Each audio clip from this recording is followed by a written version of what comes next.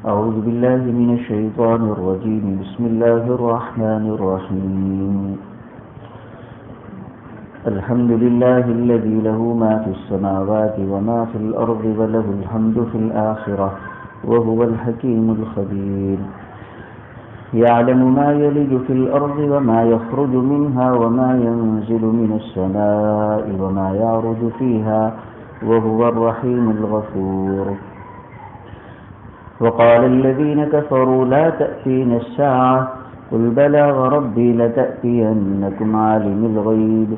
لا يعزب عنه مثقال ذرة في السماوات ولا في الأرض ولا أصغر من ذلك ولا أكبر إلا في كتاب مبين. ليجزي الذين آمنوا وعملوا الصالحات أولئك لهم مغفرة ورزق كريم. والذين سعوا في آياتنا معاجزين أولئك لهم عذاب من رجز أليم.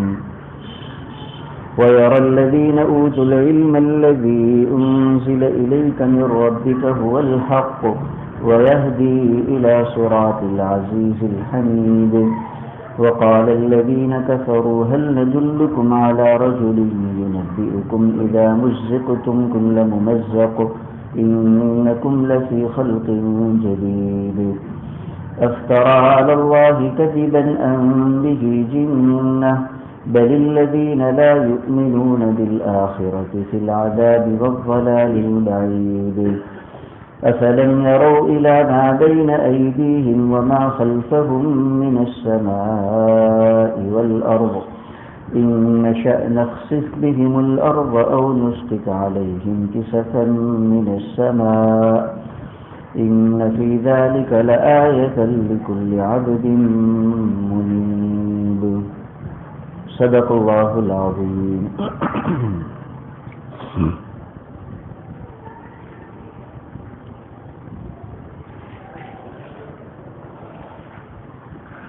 یہ نئی سورت کی شروعات ہوئی جس کا نام ہے سورہ سبا. 6 رکوع ہے اس سورت کے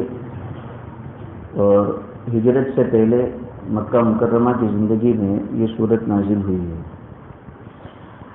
سبا یہ قوم کا نام ہے جن کی تفصیل یہ دوسرے رکوع میں آنے والی ہے. دوسرے رکوع پر جب درس پہنچے گا انشاءاللہ تو لقد کان لسبعین فی مسکنہم آیہ.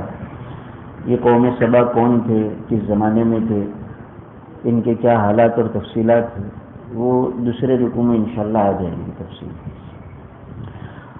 سورت کی شروعات اللہ تعالیٰ نے اپنی حمد سے کی ہے, اپنی تعریف سے کی ہے کہ تمام تعریف اس اللہ کے لیے ہے جس کی ملکیت آسمان کی تمام چیزوں پر اور زمین کی تمام چیزوں پر ہے, اور وہی آخرت میں بھی حمد اور تعریف کے لائق ہے, اور وہ زبردست حکمت والا اور خبر رکھنے والا ہے. آسمان اور زمینوں کا مالک اللہ ہی ہے. آسمانوں میں جو چیزیں ہیں ان کا بھی,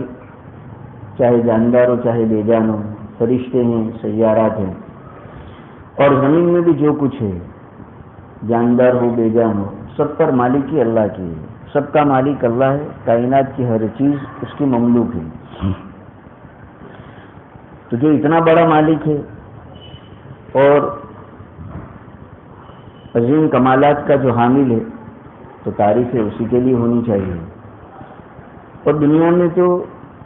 دوسروں کی بھی تعریف تھوڑی بہت کر دی جاتی ہے, صحیح غلط سب کر دی جاتی ہے, لیکن آخرت میں تو تمام تعریفیں صرف اور صرف اللہ ہی کے لیے رہ جائے گی. وَلَهُ الْحَمْدُ فِي الْآخِرَةِ. چنانچہ جنتی لوگ جنت میں جائیں گے تو اللہ تعالیٰ کی تعریف جن الفاظ میں کریں گے قرآن نے 1-2 جگہ پر اس کو نقل کیا ہے. الحمدللہ الذی ہدانا لہذا. دوسری جگہ پر الحمدللہ الذی اذھب عنا الحزن ان ربنا لغفور شکور. اللہ کی حمد ایک ایسا عمل ہے جو اللہ تعالیٰ کو بہت زیادہ پسند ہے. اس لیے بندہ اللہ تعالیٰ کی جتنی تعریف کرتا ہے اللہ تعالیٰ کا اتنا محبوب بنتا ہے. اس لیے اللہ کی نعمتوں پر کثرت سے تعریف کرنے کا سبق اور تعلیم نبی کریم صلی اللہ علیہ وسلم نے ہمیں دی ہے. اور یہ بتایا کہ اللہ کی جتنی تعریف کرو گے, اس کا جتنا شکر ادا کرو گے, اللہ تعالیٰ نعمتوں میں اتنی ترقی دے گا, نعمتوں کو باقی رکھے گا. اور اگر ناقدری کرو گے تو آزمائے جاؤ گے، نعمتوں سے محروم ہوں گے۔ دوسرے رکوع میں یہ دونوں سبق آنے والے ہیں کہ آل داؤد نے جب اللہ تعالیٰ کی حمد اور ثنا بیان کی، اس کا شکر ادا کیا، تو اللہ تعالیٰ نے اس گھرانے کو، خود حضرت داؤد کو، ان کے بیٹے حضرت سلیمان کو کیسے عروج پر پہنچایا، کیسی ترقیات دی، اس کا بھی تذکرہ آنے والا ہے۔ اور اس کے بالمقابل قوم سبا نے اللہ کی نعمتوں کے باوجود جب ان کی اللہ کی تعریف نہیں کی، شکر ادا نہیں کیا، تو ان کا کیا انجام ہوا، وہ بھی دوسرے رکوع میں آنے والا ہے۔ بہرحال تو اللہ کی تعریف کا اور حمد کا اہتمام کرنا چاہیے۔ آخرت میں تو جنت میں جانے کے بعد جنتی اللہ تعالیٰ کی تعریف کرنے والے ہیں۔ اللہ کے علم کا کیا حال ہے کہ یعلم ما یلج فی الارض، یہ سب اس کی صفات ہے، وہ حکمت والا ہے، خبر رکھنے والا ہے، علم والا ہے۔ اور اس کے علم کا یہ حال ہے کہ زمین میں جو کچھ داخل ہوتا ہے وہ بھی وہ جانتا ہے، اور زمین سے جو کچھ نکلتا ہے وہ بھی وہ جانتا ہے۔ زمین میں داخل ہونے والی بڑی بڑی چیزیں تو انسان بھی دیکھتا ہے، مردوں کو انتقال کے بعد انسان کی لاشوں کو زمین میں داخل کیا جاتا ہے، یہ تو خیر بڑی چیزیں ہیں۔ لیکن بارش کے جو ذرات، آسمان سے جو بارش کا نزول ہوتا ہے، اس کے جو چھوٹے چھوٹے قطرے جو زمین میں داخل ہوتے ہیں، کتنے داخل ہوئے، کون سی زمین میں کہاں کتنے داخل ہوئے، سب اللہ کو علم ہے۔ ویسے اللہ تعالیٰ کی منشاہی کے مطابق بارش کا گرنا بھی ہوتا ہے، اور جتنے حصے پر اس کو جتنا بارش برسانا منظور ہوتا ہے اتنا ہی بارش اتنے حصے پر گرے گا۔ گرنے کے بعد کتنے اجزاء زمین کے کون سے حصے میں گئے پانی کے، اللہ تعالیٰ کو اس کا بھی علم ہے۔ تو کتنی عظیم اس کی یہ صفت ہے، صفت علم، کہ بندہ سوچ ہی نہیں سکتا۔ میں اور آپ تو اپنے ذہنی سطح کے مطابق سوچتے ہیں کہ ہمارے علم کا کیا حال ہے، ذرا دیر میں بھول جاتے ہیں۔ ابھی امام صاحب نے عشاء میں کیا پڑھا، اس کا بھی معاملہ مشکل ہو جائے گا۔ تو اللہ تعالیٰ کے علم کا حال یہ ہے کہ زمین میں جو کچھ داخل ہوتا ہے، حتیٰ کہ بارش کے قطرے کتنے، وہ تو ان گنت ہوتے ہیں، بارش کے قطروں کو کون گن سکتا ہے، لیکن اللہ جانتا ہے کہ کہاں کہاں کتنے قطرے داخل ہوئے۔ وما یخرج منہا، اور زمین میں سے کیا کیا نکلتا ہے اللہ وہ بھی جانتا ہے۔ اب زمین سے نکلنے والی چیزوں میں درخت بھی ہے، نباتات بھی ہے، گھاس پھوس بھی ہے۔ اب آپ اندازہ لگائیے کتنی گھاس ایک مرتبہ کی بارش میں زمین سے اگ آتی ہے، تو کتنے کون سے خطۂ ارض میں کتنی گھاس نکلی ہے، کتنے درخت کے پودے نکلے ہیں، ہر درخت پر کتنے پتے ہیں، کتنی شاخیں ہیں، سب اللہ کو معلوم ہے۔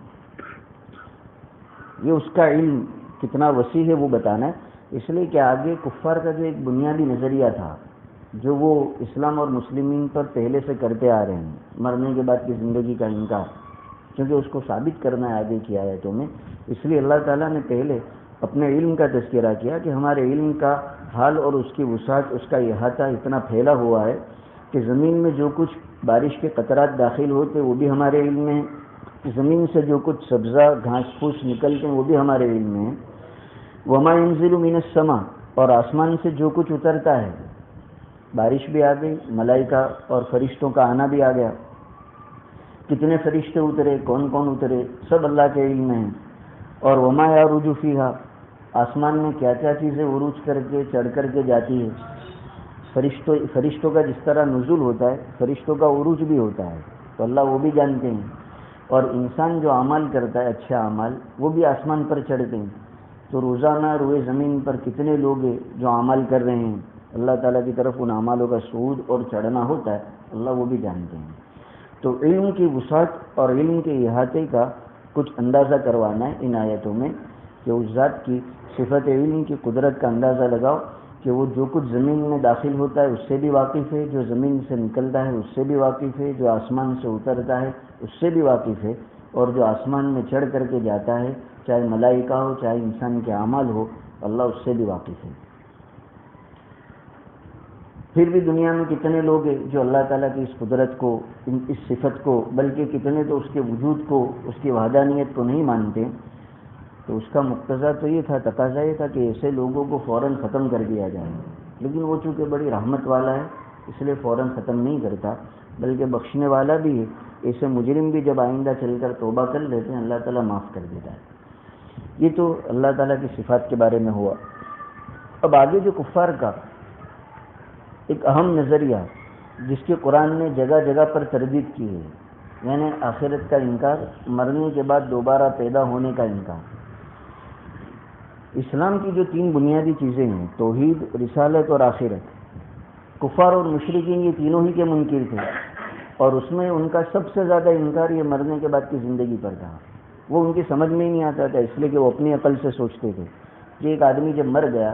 مرنے کے بعد یا تو اس کو جلا دیا جاتا ہے یا مرنے کے بعد اس کو دفنا دیا جاتا ہے۔ جلانے کے نتیجے میں اس کے جسم وہ راکھ کے اندر اور راکھ کے اجزاء میں تبدیل ہو جاتا ہے، اب وہ راکھ تو ہوا کہاں کہاں اڑا کر لے جاتی ہے، پھر یہ انسان دوبارہ کیسے زندہ ہوگا؟ اس لیے کہ ہمیں یہ تعلیم دی گئی ہے اسلامی اور نبی کریم صلی اللہ علیہ وسلم کی، جس کا ہم سب کو عقیدہ رکھنا چاہیے، اور عقیدہ رکھنا ضروری ہے کہ ہم مرنے کے بعد دوبارہ پیدا ہوں گے، اور اسی جسم کے ساتھ اللہ تعالیٰ اٹھائے گا جس جسم کے ساتھ دنیا میں تھے۔ حتیٰ کہ جس آدمی کا جیسا پورا ہے، یہ انگلی کا پورا، اس میں الگ الگ نشانات ہوتے ہر ایک کے۔ انگوٹھا اسی لیے تو لگوایا جاتا ہے جن کو کچھ لکھتے نہیں آتا، دستخط کرتے بھی نہیں آتے، تو وہ انگوٹھے کا پورا نشان کے طور پر اسی لیے لگایا جاتا ہے کہ ہر ایک کے اللہ تعالیٰ نے انگلی کے پورے بھی ایسے بنائے جو دوسرے سے ممتاز ہے۔ اب دنیا میں لاکھوں اربوں خربوں انسان ہیں، لیکن ایک کا پورا دوسرے سے بالکل نہیں ملے گا، فرق ہوگا۔ تو جس انسان کا دنیا میں انگلی کا پورا بھی جیسا ہے، اللہ تعالیٰ کل کو جب قبر سے اٹھائیں گے تو وہ اسی جسم کے ساتھ، اسی حیت کے ساتھ اٹھایا جائے گا۔ یہ تعلیم دی گئی ہمیں، نبی کریم صلی اللہ علیہ وسلم نے یہی بتلایا ہے۔ تو کفار کو یہ بات بالکل ہی سمجھ میں نہیں آتی تھی، وہ تو توحید کے بھی منکر تھے، رسالت کے بھی منکر تھے، لیکن یہ مرنے کے بعد کی زندگی کا کچھ زیادہ انکار وہ لوگ کرتے تھے، اور قرآن نے ان کا وہ مقولہ، ان کا وہ جملہ جگہ جگہ پر ذکر کیا ہے اور اس کی تردید کی ہے۔ اَإِذَا مِتْنَا وَكُنَّا تُرَابًا وَعِظَامًا أَإِنَّا لَمَبْعُوثُونَ، ہم مر جائیں گے، مٹی ہو جائیں گے، ہڈیاں ریزہ ریزہ ہو جائے گی، کیا پھر دوبارہ پیدا کیے جائیں گے؟ ایک جگہ پر فرمایا وَأَقْسَمُوا بِاللَّهِ جَهْدَ أَيْمَانِهِمْ، بالکل مضبوط زوردار قسم کھا کر یہ کفار لوگ کہتے ہیں۔ ایک تو آدمی نارمل قسم کھاتا ہے، اور پھر دوسرا کہ اس میں زور لگاتا ہے، جیسا اپنے یہاں زور لگاتے گلے پر ہاتھ رکھتا ہے، زوردار قسم کھاتا ہے کہ لا یبعث اللہ من یموت، کہ جو آدمی مر گیا اس کو اللہ تعالیٰ دوبارہ پیدا کرے گا ہی نہیں، یوں کہتے تھے۔ قرآن نے نقل کیا ان کا یہ جملہ، اور اس کے بعد تردید بھی کی، بلا وعدن علیہ حقا، کیوں نہیں پیدا کریں گے، ہمارے ذمہ یہ حق ہے، وعدہ ہے کہ ہم کرتے رہیں گے، اور ہونے ہی والا ہے، ہم سب کا عقیدہ ہے۔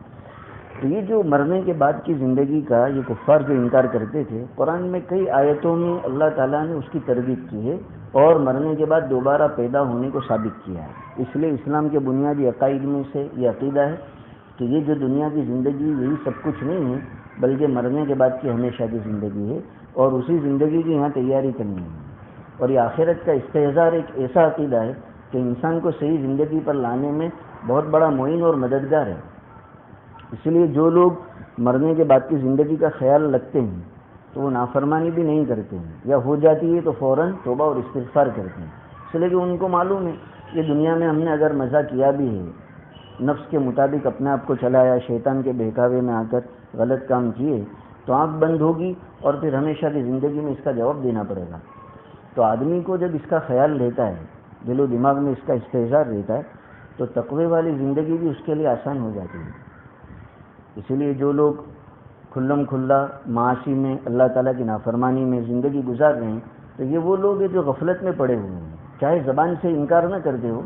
لیکن ان کی حالت یہ ہے کہ گویا کچھ ہونا ہی نہیں، نہ مرنا ہے، نہ مرنے کے بعد دوبارہ زندہ ہو کر جواب دینا ہے۔ تو اس لیے قرآن نے اس آخرت والے عقیدے کا جگہ جگہ پر تذکرہ کیا ہے، اس لیے کہ انسان کو صحیح زندگی گزارنے کا یہ بہت اہم ذریعہ ہے آخرت کا استحضار۔ چنانچہ اس آیت میں باری تعالیٰ نے انہی کافروں کے حوالے سے نقل کیا کہ یہ یوں کہتے ہیں لا تأتین الساعہ، قیامت نہیں آئے گی۔ جو نبی کریم صلی اللہ علیہ وسلم کی تعلیم، قیامت قائم ہوگی، ہر انسان کو اپنی زندگی کا حساب دینا ہے، تو یہ لوگ کہتے ہیں کہ نہیں، قیامت نہیں آئے گی۔ باری تعالیٰ فرماتے قل بلا وربی، کیوں نہیں آئے گی، میرے رب کی قسم، لتأتینکم عالم الغیب، جو ذات عالم الغیب ہے وہ ضرور قیامت تم پر لا کر رہے گا۔ جو مر چکے ہیں وہ بھی سب دوبارہ زندہ ہوں گے، اور جو اس وقت روئے زمین پر موجود ہوں گے، پہلی مرتبہ کے سور پھونکنے میں وہ سب بھی ختم ہو جائیں گے۔ اور دوبارہ جو سور پھونکا جائے گا سب کے سب آدم علیہ السلام سے لے کر آخری انسان تک سب کے سب وہ اپنی قبروں سے نکلیں گے اور اللہ تعالیٰ کے سامنے حاضر ہوں گے. وہی میدان حشر کہلاتا ہے. یہاں اللہ تعالیٰ نے اپنی صفت عالم الغیب ذکر کی کہ جو ذات عالم الغیب ہے وہ ذات ضرور بھی ضرور تم پر قیامت کو لا کر رہے گا, قیامت واقع ہو کر رہے گی. یہاں بھی اللہ تعالیٰ نے اپنی صفت علم ہی کو ذکر کیا ہے, اس لیے کہ کفار جو انکار کرتے ہیں مرنے کے بعد کی دوبارہ زندگی کا اور انسان کے دوبارہ پیدا ہونے کا, اس میں اہم ترین دخل اسی صفت علم کا ہے کہ وہ لوگ مانتے ہی نہیں کہ اللہ کہ کسی کے پاس اتنا بھی ایسا بھی علم ہو سکتا ہے. وہ اپنے اوپر ایک انسان کے علم اور اس کی سمجھ پر قیاس کرتے ہوئے اللہ تعالیٰ کے بارے میں بھی یہ حکم لگاتے ہیں, بھائی یہ کیسے ہو سکتا ہے, اتنے سارے لوگ دنیا میں آئے, اتنے سارے لوگ دنیا سے مرے, زمین کا حصہ بنے, زمین کا حصہ بننے کے بعد ان کے جسم زمین کے ذرات میں مٹی کے ذرات میں تبدیل ہو گئے, تو یہ تو ایک دوسرے میں خلط ملط ہو گئے. جیسے بھی آپ دیکھتے ہیں ایک قبر میں کوئی ایسا تو ہی نہیں کہ ایک قبر میں جس کو دفنایا گیا وہ وہاں کوئی دفنانے والا ہی نہیں ہے, وہ تو بدلتا رہتا ہے. کچھ زمانے کے بعد دوسرا دفن ہوا, پھر تیسرا دفن ہوا, وہ اندر سے مٹی نکلی, اب وہ ذرہ پتہ نہیں کہاں کہاں دنیا میں پھیلے گا. تو یہ دوبارہ پیدا ہوں گے اور انسان اسی جسم کے ساتھ پیدا ہوگا جس جسم کے ساتھ یہ دنیا میں تھا. یہ کفار جو انکار کرتے تھے تو ان کے انکار کی وجہ یہ تھی کہ وہ اللہ تعالیٰ کے علم اور قدرت کو اپنے علم اور قدرت کی طرح سمجھتے ہیں. انسان اپنے طور سے سوچتا ہے کہ یہ کیسے ہو سکے گا, اتنے سارے لوگوں کے جسموں کو دوبارہ نکالنا, جبکہ جسم کا ذرہ پتہ نہیں کائنات میں کہاں کہاں منتشر ہو چکا ہے اور ایک کے ذرے دوسرے میں مل چکے ہیں. تو یہ ذرات کو جمع کرنا, ایک انسان کے جسم کے ذرے کو دوسرے جسم سے الگ کرنا اور اس کو پھر دوبارہ پیدا کرنا, یہ کیسے ہو سکتا ہے. تو انکار میں بنیادی وجہ تھی اللہ تعالیٰ کے علم کا انکار. اس لیے اللہ تعالیٰ نے اوپر کی آیتوں میں بھی اپنی صفت علم کا ذکر کیا, اور یہاں بھی جب قسم کھائی کہ میرے رب کی قسم تم پر ضرور بھی ضرور قیامت آ کر رہے گی عالم الغیب کی طرف سے, اس ذات کی طرف سے جو غیب کا بھی جاننے والا ہے. وہ بتا دیا گیا کہ تم اللہ کے علم اور قدرت کو اپنی طرح مت سمجھو, اس کے علم کا کیا حال ہے وہ تو تم کو معلوم ہو چکا ہے. زمین میں کیا کیا داخل ہوتا ہے سب اس کو معلوم ہے, کیا کیا نکل رہا ہے سب اس کو معلوم ہے. تو انسان کا جسم بھی جو زمین میں داخل کیا گیا, کس کا جسم کہاں داخل ہوا, اس کا جسم گل کر مٹی کے کتنے ذرات میں مبدل ہوا, اور پھر وہ مٹی کے ذرات کہاں کہاں گئے, یا تو زمین ہی میں ادھر ادھر پھیلے, یا ہوا میں اڑے, یا دریا میں گئے, سب اللہ کو معلوم ہے. آگے پیچھے سورہ لقمان میں بھی یہ بات گزر چکی. حضرت لقمان نے اپنے بیٹے کو بھی جو کہا تھا اللہ کی قدرت بتانے کے لیے یہی کہا تھا, یا بنیا انہا ان تکو مثقال حبۃ من خردل تکن فی صخرۃ او فی السماوات او فی الارض یاتی بها اللہ. اور بھی مضبوطی کے ساتھ سمجھایا کہ ذرا سا جو ذرہ ہوتا ہے وہ بھی مضبوط چٹان میں ہو, تکن فی صخرۃ, تو ایک تو چھوٹا سا ذرہ اور وہ بھی مضبوط چٹان کے اندر ہو, اس کو معلوم کرنا آسان نہیں ہوتا. لیکن حضرت لقمان نے اپنے بیٹے کو اللہ تعالیٰ کو اس کا بھی علم ہے. اور یہ ذرا سا ذرہ اونچے سے اونچی چیز پر ہو آسمانوں میں, وہ بھی اللہ کو علم ہے. زمین کی تہ سے تہ میں ہو, اس کا بھی اللہ کو علم ہے, وہ لا کر رہے گا. مطلب یہ کہ انسان کے مرنے کے بعد چاہے اس کو جلایا جاتا ہو اور اس کی راکھ کے جو اجزاء ادھر ادھر منتشر ہوتے ہو, یا انسان کو قبر میں دفنانے کے بعد اس کے جسم کے اجزاء جو ذرات میں تبدیل ہوتے ہیں وہ ادھر ادھر چاہے جہاں کہیں بھی منتشر ہو, کائنات میں کہاں جائیں گے, وہ ہوا میں اڑیں گے, زمین کی کسی تہ میں جائیں گے, یا سمندر کی کسی تہ میں جائیں گے, یا زیادہ سے زیادہ اڑ کر کہاں آسمان میں جائیں گے. جہاں کہیں بھی وہ اجزاء چلے جائے سب اللہ کو معلوم ہے. کس کے جسم کے اجزاء روئے زمین پر کہاں کہاں پھیلے ہوئے ہیں اللہ تعالیٰ کو سب معلوم ہے. اور ان کو جمع کرنے کے لیے اللہ تعالیٰ کو نعوذ باللہ کوئی محنت اور کوئی دقت نہیں ہے. چنانچہ دوسری جگہ انما امرنا انما قولنا اذا اراد شيئا ان يقول له كن فيكون, باری تعالیٰ تو حکم دیں گے ہو جاؤ تو ہو جائے گا. حکم دیں گے تمام انسانوں کے جسموں کو دوبارہ نکلنے کا, ذرا دیر میں ہر ایک اپنے قبر سے نکلتا ہوا نظر آئے گا. سب اس کی قدرت کے ماتحت ہے. تو اس لیے اللہ تعالیٰ نے یہاں اپنی صفت کا ذکر کیا کہ جو عالم الغیب ہے وہ ضرور بھی ضرور تم پر قیامت لا کر رہے گا اور تم کو اپنے سامنے حاضر کرے گا. پھر آگے اسی علم کی تفصیل ہے لا یعزب عنہ مثقال ذرۃ فی السماوات، اللہ تعالیٰ کی ذات سے ذرہ برابر کوئی چیز ہو وہ بھی غائب نہیں رہتی، نہ آسمانوں میں نہ زمین میں۔ آسمان میں ہو ذرہ برابر کی چیز وہ بھی اس کی نگاہوں سے اوجھل نہیں، اور زمین میں ہو ذرہ برابر کی چیز، ذرہ بہت معمولی سا ہوتا ہے، وہ دھوپ جب کسی سوراخ سے داخل ہو رہی ہوتی ہے تو کل دیکھ لینا ذرا دوپہر کے شام کے وقت جب دھوپ داخل ہوتی ہے تو چھوٹے چھوٹے جو نظر آتے وہی کہلاتے ذرہ، وہ کتنا چھوٹا سا ہوتا ہے۔ وہ بھی باری تعالیٰ کہتے ہیں کہ آسمان میں کہیں پر بھی ہو، زمین میں کہیں پر بھی ہو، ہم سے غائب نہیں ہے، چھپا ہوا نہیں ہو سکتا، بلکہ ذرہ کیا، ولا اصغر من ذلک ولا اکبر، اس سے بھی چھوٹا، اگر اس سے بھی چھوٹی کوئی چیز ہے، ذرے سے چھوٹی بھی کوئی چیز، وہ بھی ہم سے غائب نہیں ہو سکتی، اور نہ اس سے بڑی، مگر سب کے سب ہمارے علم میں ہے، اور ہم نے اپنا علم لوح محفوظ میں نقل کرا دیا ہے، اور اسی کے مطابق کائنات میں نظام چلتا ہے۔ بہرحال تو کفار جو قیامت کا انکار کرتے تھے، اللہ تعالیٰ نے اس جگہ پر بھی اس کی تردید کی، اور اسلام کے بنیادی عقیدوں میں سے عقیدہ ہے، مجھے اور آپ کو یہ عقیدہ رکھنا ضروری ہے کہ مرنے کے بعد دوبارہ زندہ ہونا ہے، اور اللہ تعالیٰ کے سامنے حاضر ہو کر حساب کتاب دینا ہے، اور پھر جس کا جیسا معاملہ ہوگا اللہ تعالیٰ کا اس کے مطابق فیصلہ ہوگا۔ اور فیصلے دو ہی طرح کے ہوں گے، یا تو کامیابی کے یا ناکامی کے، اس لیے آگے اس کو ذکر کیا کہ لیجزی الذین آمنوا وعملوا الصالحات اولئک لہم مغفرۃ ورزق کریم، کہ قیامت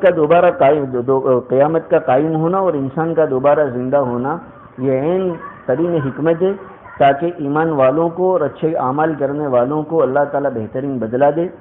اللہ تعالیٰ کی طرف سے ان کو مغفرت کی نوازش ملے گی، اور جنت میں بہترین رزق اور نعمتیں ملے گی۔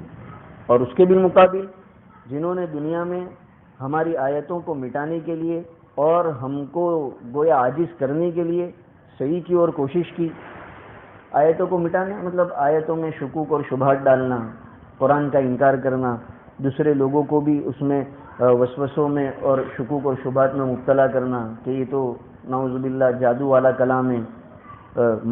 جنون والا کلام ہے۔ تو جن لوگوں نے ہماری آیتوں میں کوشش کی، یعنی اس کو مٹانے کی، اس کے انکار کی، اس کی تکذیب کی، اور وہ یوں سمجھ رہے تھے کہ ہم کو عاجز کر دیں گے، یعنی ہم ان کے اس انکار پر ان کی گرفت نہیں کریں گے، نہیں، کیسے ہوگا کہ گرفت نہیں کریں گے، ضرور کریں گے۔ اولئک لہم عذاب من رجز علیم، ایسے لوگوں کو تو بڑا سخت اور دردناک عذاب ہونے والا ہے۔ قیامت کا وقوع ویسے قرآن اور حدیث سے تو ثابت ہے، لیکن آدمی عقلی اعتبار سے سوچے تو عقل بھی اسی نتیجے پر پہنچتی ہے کہ انسان کی زندگی کے بعد دوبارہ زندگی ہونی چاہیے، اس لیے کہ ہم دنیا میں دیکھتے ہیں بہت سے انسان اچھی زندگی گزارتے ہیں اور مشقتوں کے ساتھ گزارتے ہیں، اللہ تعالیٰ کی اطاعت اور فرما برداری میں زندگی گزار رہے ہیں، لیکن بیماریاں ہیں، طرح طرح کے حالات ہیں، تو آدمی سوچتا ہے کہ اس کے اس اچھائی کا بدلہ اس کو کیا ملے گا، تو عقل یہی کہتی ہے نہیں، آگے کچھ معاملہ ہونا چاہیے جس میں اس کو اس کی اچھائیوں کا بدلہ ملے۔ یہی حال دوسری جانب کا کہ بہت سے لوگ دنیا میں غلط زندگی گزارتے ہیں، کفر کے ساتھ، شرک کے ساتھ، یا پھر ایمان تو ہے لیکن اللہ تعالیٰ کی نافرمانیوں کے ساتھ، لوگوں کی حق تلفی کرتے ہیں، لوگوں پر ظلم کرتے ہیں، اور دنیا میں دیکھا جاتا ہے کہ ان کا بظاہر کچھ ہو نہیں رہا ہے، بلکہ کولر اس کے تو اونچے کے اونچے ہی چلتا ہے تو آواز آتا ہے۔ تو عقل یہ کہتی ہے کہ نہیں، اس کی اس برائی کا بدلہ اس کو ملنا چاہیے۔ اب اللہ تعالیٰ کا نظام ہے، بعض مرتبہ وہ دنیا میں بھی کچھ مزہ چکھا دیتے ہیں برائی کا، اور کبھی اچھائیوں کا بھی مزہ کچھ دنیا میں مل جاتا ہے، لیکن حقیقی بدلہ اچھائیوں کا تو اس کے لیے ایک عالم ہونا چاہیے مرنے کے بعد کا، جس کو آخرت کہتے ہیں، اور برائیوں کے بدلے کا جس کو آخرت کہتے ہیں۔ تو عقل بھی گویا یہی فیصلہ کرتی ہے کہ مرنے کے بعد کی زندگی ہو تاکہ اچھے لوگوں کو اچھا بدلہ ملے اور برے لوگوں کو برا بدلہ ملے۔ آگے باری تعالیٰ فرماتے کہ چاہے کچھ لوگ قیامت کے منکر ہیں، لیکن آپ دیکھیں گے کہ جن کو علم دیا گیا ہے حضور کی طرف سے، یعنی ایمان والوں کو، مجھے اور آپ کو بھی دیا گیا ہے، وہ تو یوں سمجھتے ہیں کہ وہ قرآن جو آپ کی طرف اللہ کی طرف سے اتارا گیا ہے وہ برحق ہے، اور یہ قرآن سیدھے راستے کی رہبری کرتا ہے، جو راستہ سیدھے اس ذات کی طرف پہنچتا ہے جو عزیز اور حمید ہے، اور اسی قرآن میں یہ تعلیم بھی ہے کہ مرنے کے بعد دوبارہ زندہ ہونا ہے، قیامت کا وقوع ہونا ہے۔ آگے پھر کفار کے اسی مقولے کو جو استہزاء کے انداز میں، مذاق کے انداز میں نبی کریم صلی اللہ علیہ وسلم کے بارے میں کفار کہتے تھے، اللہ تعالیٰ نے اس کو نقل کیا قیامت کا انکار کرتے تھے، نبی کریم صلی اللہ علیہ وسلم اس کی تعلیم دیتے تھے، تو آپس کی مجلسوں میں بطور مذاق کے یوں تذکرہ کرتے تھے، دیکھو اس آدمی کو دیکھتے ہو، یعنی حضور کی طرف اشارہ کرتے کہ یوں کہتا ہے نعوذ باللہ کہ اذا مزقتم کل ممزق، کہ جب تم زمین میں مل کر تمہارا ریزہ ریزہ ہو جائے گا، جسم بالکل ختم ہو جائے گا، ذرات میں تبدیل ہو جائے گا، تو انکم لفی خلق جدید، یہ یوں کہتے ہیں کہ تم اثر نو پیدا ہو گئے، یہ آپس کے مذاق کے انداز میں کہہ رہے ہیں کہ دیکھو اس آدمی کو کہ جب تم زمین میں گاڑ دیے جاؤ گے تمہارا جسم ریزہ ریزہ ہو جائے گا، تو یہ ہمیں یوں کہتا ہے کہ تم کو دوبارہ پیدا ہونا۔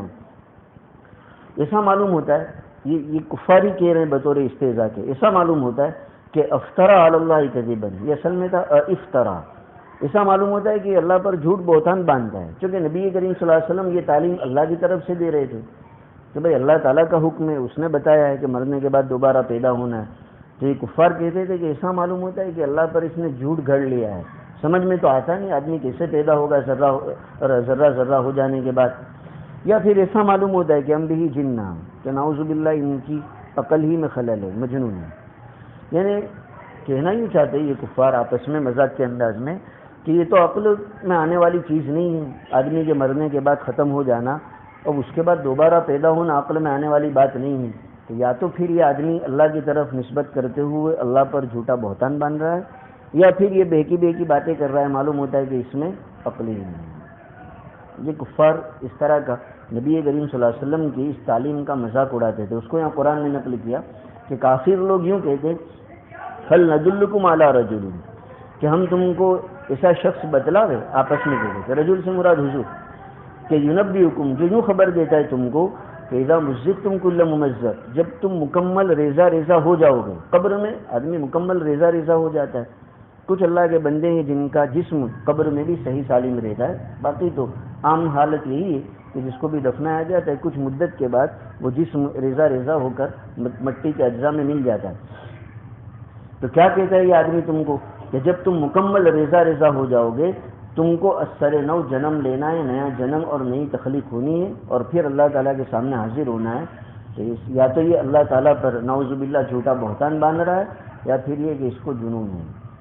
باری تعالیٰ فرماتے ہیں اصل تم کو ہی جنون ہے، بل الذین لا یؤمنون بالآخرۃ فی العذاب والضلال البعید، بلکہ جن لوگوں کو آخرت پر ایمان نہیں ہے ان لوگوں کا معاملہ آخرت میں تو یہ ہوگا کہ عذاب میں سزا میں ہوں گے، اور دنیا میں معاملہ یہ کہ کھلی ہوئی گمراہی میں۔ وہ وجہ بتا دی کہ ایک صحیح آدمی کو جس نے کبھی زندگی میں جھوٹ نہیں بولا، اس صحیح آدمی کو یہ کہتے ہیں کہ جھوٹا بہتان باندھا ہے، اور ایسے سمجھدار آدمی کو نعوذ باللہ یوں کہتے ہیں کہ ان کو جنون ہے، تو یہ کہنے والے اصل میں غلط ہے، کھلی ہوئی گمراہی میں ہے۔ کھلی ہوئی گمراہی کا اثر یہ ہوا کہ دنیا میں ایک سچے آدمی کو کہتے ہیں کہ یہ جھوٹا ہے، اور ایک سمجھدار آدمی کو یوں کہتے ہیں کہ جنون ہے۔ یہ تو ان کی کھلی گمراہی کا اثر ہے جو دنیا میں ظاہر ہوا، اور آخرت میں یہ اثر ظاہر ہوگا عذاب کی شکل میں۔ پھر آگے اللہ تعالیٰ فرماتے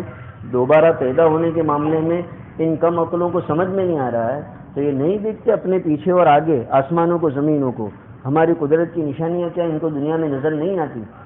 ان کو پوچھو یہ آسمان کس نے پیدا کیا، یہ زمین کس نے پیدا کی؟ اور قرآن نے دوسری جگہ پر نقل بھی کیا ہے وَلَئِن سَأَلْتَهُمْ مَنْ خَلَقَ السَّمَاوَاتِ وَالْأَرْضَ لَيَقُولُنَّ اللَّهُ۔ ابھی بھی ہمارے بھی جو برادران وطن ہیں وہ یوں نہیں کہیں گے کہ آسمان کو یہ بڑے پیٹ والے نے پیدا کیا ہے، نہیں، ان کو پوچھو کہ کس نے پیدا کیا آسمانوں کو زمینوں کو، تو یہ کافر بھی یہی کہتے اللہ نے، چاہے اللہ کا نام وہ دوسرے انداز میں لے، بھگوان نے، پرمیشور نے،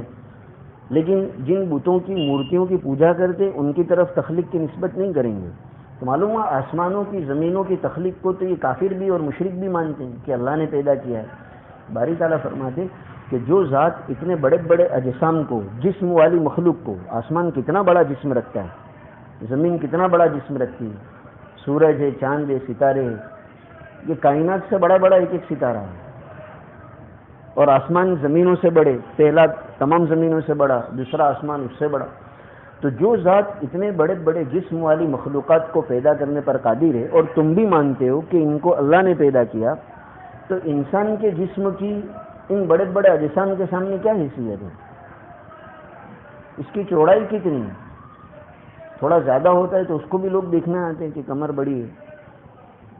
چوڑائی کتنی اور لمبائی کتنی ان بڑے بڑے اجسام کی مخلوقات کے مقابلے میں. تو جو ذات اتنے بڑے اجسام کی مخلوقات کو پیدا کر چکی ہے اور خود تم کو پہلی مرتبہ پیدا کر چکی ہے،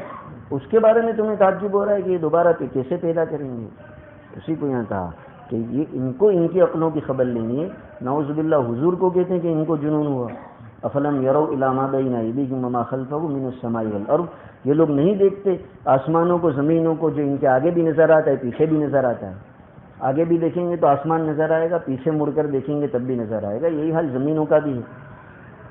بس اللہ تعالیٰ نے مختصر جواب دے دیا. اس میں غور کرو گے تو دوبارہ پیدا ہونے پر اللہ کی قدرت آسانی سے سمجھ میں آ جائے گی. اب تمہارا یہ انکار تو ایسا تھا کہ تم ختم کر دیے جانے کے قابل تھے، اور اللہ چاہتا تو نخسف بہم الارض، تم کو زمین میں دھسا دیتا،